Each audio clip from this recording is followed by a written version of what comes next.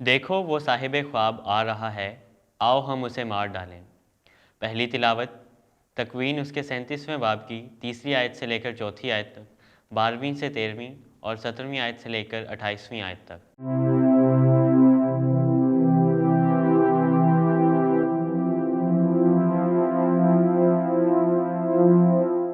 یوں ہوا کہ اسرائیل یوسف کو اپنے سب لڑکوں سے زیادہ پیار کیا کرتا تھا، کیونکہ وہ اس کے بڑھاپے کا بیٹا تھا، اور اس نے اس کے لیے ایک آستین دار لبادہ بنوایا۔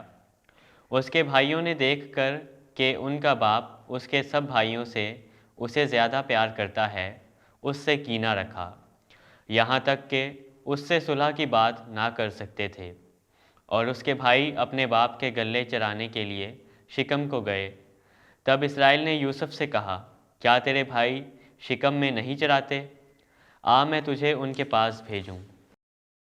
تب یوسف اپنے بھائیوں کے پیچھے چلا اور انہیں دوتائن میں پایا۔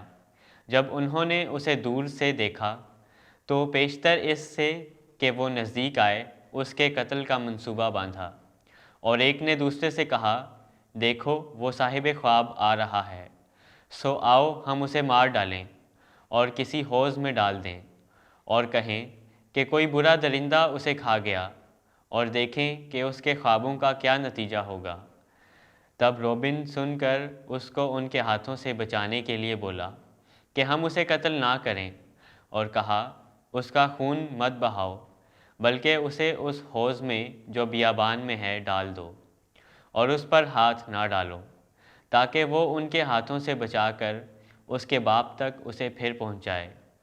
جب یوسف اپنے بھائیوں کے پاس آیا تو انہوں نے اس کا آستین دار لبادہ جو وہ پہنے تھا اتارا اور اسے پکڑ کر حوض میں ڈال دیا۔ وہ حوض خالی تھا، اس میں پانی نہ تھا، اور وہ روٹی کھانے بیٹھے، اور انہوں نے آنکھیں اٹھائیں تو دیکھا کہ اسماعیلیوں کا ایک قافلہ نکات اور بلسان اور دھونا اونٹوں پر لادے ہوئے جلاد سے آتا ہے کہ انہیں مصر میں لے جائے۔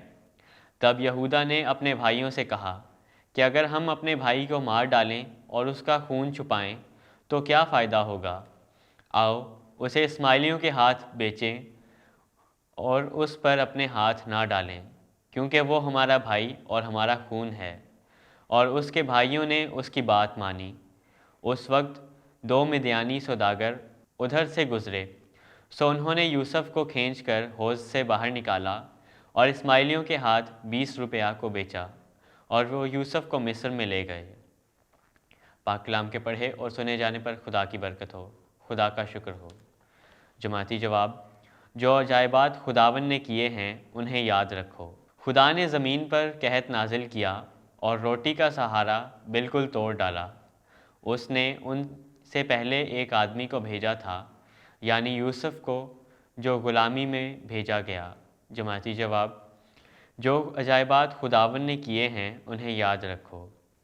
انہوں نے اس کے پاؤں کو بیڑیوں سے باندھا، اس کی گردن لوہے سے جکڑی رہی، جب تک اس کا سخن پورا نہ ہوا۔ خداون کا کلام اس کو آزماتا رہا۔ جماعتی جواب، جو عجائبات خداون نے کیے ہیں انہیں یاد رکھو۔